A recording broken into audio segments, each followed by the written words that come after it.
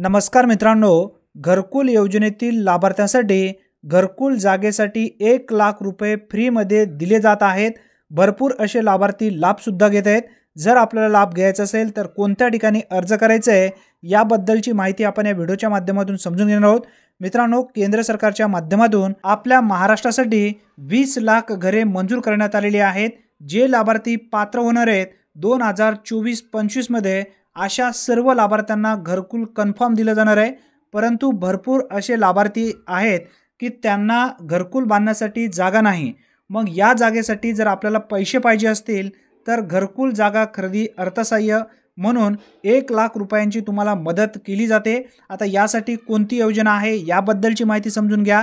पंडित दीनदयाळ उपाध्याय घरकुल जागा खरेदी अर्थसहाय्य।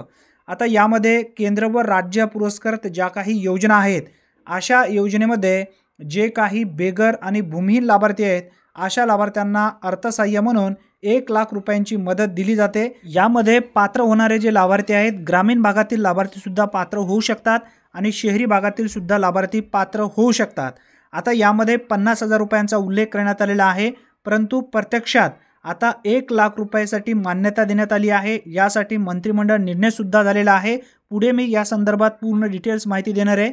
आता यासाठी अर्ज कोणत्या ठिकाणी करायचा याबद्दलची माहिती समजून घ्या। स्थानिक स्वराज्य संस्था म्हणजे तुम्ही ग्रामीण भागातून असाल तर तुम्ही एक स्थानिक स्वराज्य संस्था ग्रामपंचायत अंतर्गत तुम्ही अर्ज करू शकता किंवा पंचायत समितीमध्ये सुद्धा अर्ज करू शकता। जे शहरी भागातील लाभार्थी आहेत अशांनी नगरपालिके अंतर्गत अर्ज करू शकता, नगर परिषदेमध्ये अर्ज करू शकता। आता या ठिकाणी मंत्रिमंडळ निर्णय जो आहे 10 जानेवारी 2024 रोजी झालेला आहे। 1,00,000 रुपये संदर्भात पंडित दीनदयाळ उपाध्याय घरकुल जागा खरेदी अर्थसहाय्य योजनेत भूमिहींना 1,00,000 रुपयांचा अनुदान दिलं जाणार आहे।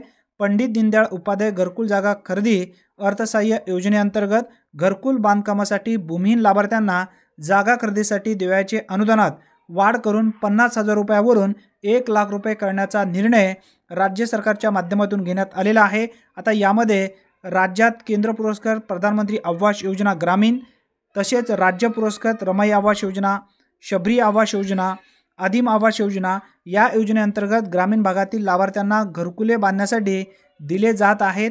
परंतु यामध्ये जे घरकुल बांधण्यासाठी जागा उपलब्ध नसल्यामुळे भरपूर असे लाभार्थी या ठिकाणी वंचित होत आहेत असा सुद्धा उल्लेख या ठिकाणी करण्यात आलेला आहे। केवळ जागेअभावी घरकुलांचा लाभ मिळवण्यापासून वंचित राहू नये यासाठी राज्य शासनाने पंडित दीनदयाळ उपाध्याय घरकुल जागा खरेदी अर्थसहाय्य योजना सुरू केली आहे।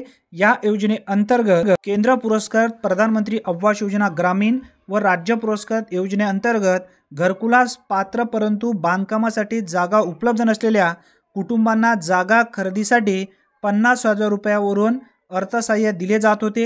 यामध्ये आता वाढ करून 1,00,000 रुपये दिले जाणार आहेत, स्पष्टपणे उल्लेख करण्यात आलेला आहे।